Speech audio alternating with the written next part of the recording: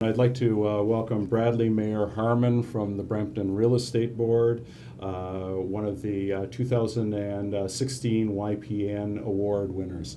Thanks for having me. Good to see you, Bradley, again. So you've been in the industry for 6 years. You've already been president of the Brampton Real Estate Board. You've helped govern an organization called Water Cycle. You've filled numerous volunteer positions.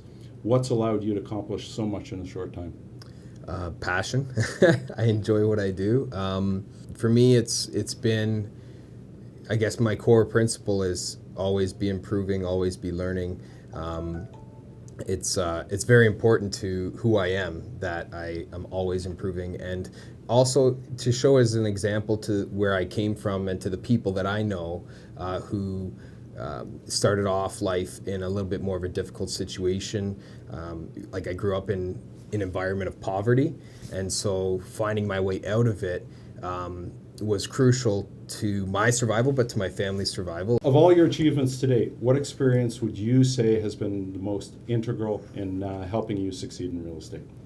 Experiencing what I did as a child, like starting young businesses when I was younger. When I was 12 years old, I borrowed a lawnmower, my neighbor's lawnmower, and I mowed everyone on the street's lawn, and I did his for free so I could borrow the lawnmower.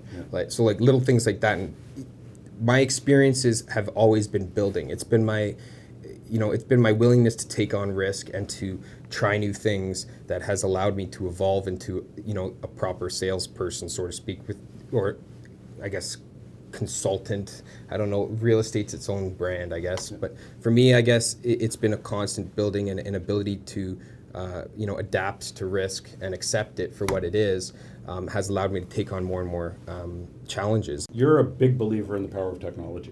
Yes. What do you think is the most important thing technology can do for the real estate industry? Especially in a very, intense market like Toronto or, the GTA and Vancouver, like communication and speed of communication is crucial. And the fact that we have systems in place now where we can communicate to our clients the moment a listing is put up is fantastic. But not just that, it's our ability to weave through statistics, discover, evaluate homes. Now, when you're talking about presentation of property, who knows what technology is going to do? Because you have your 3D modeling, and you have your the 360 cameras, which I think are kind of cool.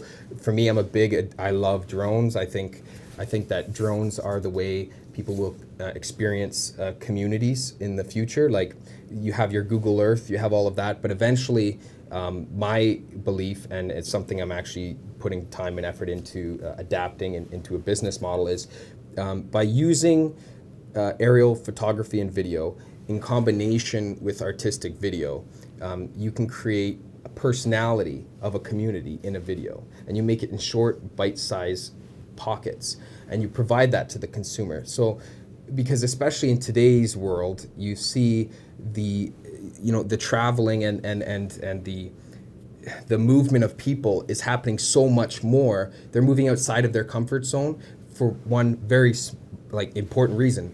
They're being priced out of certain communities. And so even if your family has a lot of money, or if you have no money, you still deserve a tool to decide which community best serves your lifestyle, your family, and everything else. And so if you're going to look into the future, I would suggest that you need to incorporate the visual effects of video with the character of communities, and adapting these different technologies to service everyone is going to service our industry, but the person who kind of harnesses that technology.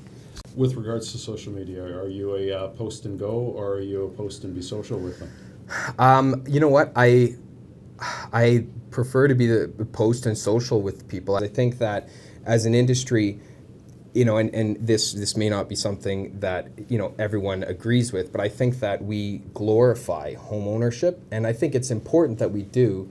But my problem is I don't like having my customers or my clients see home ownership as the end. I don't like the whole presence of, once you get into a house, all of a sudden the world is done and it's peachy, it's a dream. The reality is life is constantly a challenge, and real estate agents are responsible for not just the sale of a house or the purchase of a house. Our customers are going to evolve, if they haven't already, to expect more from us. That's the only way this industry is going to survive, is if agents realize there's no such thing as just the transaction and then you're out of the business. It's got to be a long-term, at least that's my perspective. Everyone's entitled to their own, but I just believe that, you know, the long-term relationship and building that trust is crucial to our industry. What advice do you have for realtors who may not be 100% comfortable embracing technology? Well, would you say to just delve in? I would, but you know what? I think that it's kind of like jumping into an ice cold river or an ice cold lake, right? If you just jump in right away and you're uncomfortable, your first instinct is to jump right back out. Instead, what I'd suggest is start with something you're comfortable with. Like if there's, obviously, you're going to have to evolve as an agent. You can't stay the same because you're going to be kind of pushed out of the market over time. Clients would prefer, and more so, maybe it's because I deal with a lot more the younger crowd. I know we don't like to be referred as millennials, okay? There's no such thing as a generation. We're all different. But no, but my point is that eventually consumers are going to demand additional forms of technology when they communicate with their realtors, when they ask for information, when they start seeing other agents incorporating material that are going to be easier for you to consume. So this could be video, this could be 360 video, this could be communicating via Skype and all these other things. Things will always adapt, and if you do not adapt with them, it is difficult to see, you to follow that trend in the future of real estate. Sometimes people will find, they'll think they have an advantage and then they sit still. And then all of a sudden, 5 years later, they realize, holy smokes, I'm so far behind. And so you do have to get into that uncomfortable zone, wherever you are, in order to really evolve. It is an ever-changing business. Yeah. Can I ask you, with regards to organized real estate, you're about to be past president of the Brampton Real Estate Board. Do you have aspirations to move further on with OREA or possibly with the Canadian Real Estate Association? I have, yes. I guess it's not too hidden, the fact that I want to get involved. I love organized real estate. I love seeing it transform. I think that the industry needs to have,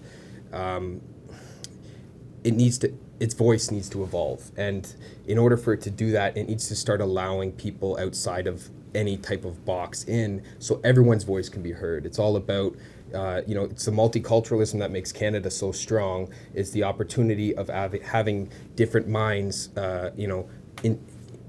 communicate and find the best solutions and find the best technologies and mentalities that will create a system that serves everyone and that everyone can benefit from. So you do see a benefit in organized real estate. We were having a conversation earlier that there are numerous members that don't see the benefit of having organized real estate. Yeah, no, I totally disagree with that. It's so important because it does protect the consumer. The consumer does not actually come to the table and say, you know what, in 10 years, I know I'm going to need to know that there's not going to be a second municipal land transfer tax. They don't do that because it's not in their eye. We are the advocates for the consumer. If we were not there, that would almost certainly pass because the will of the people are not represented.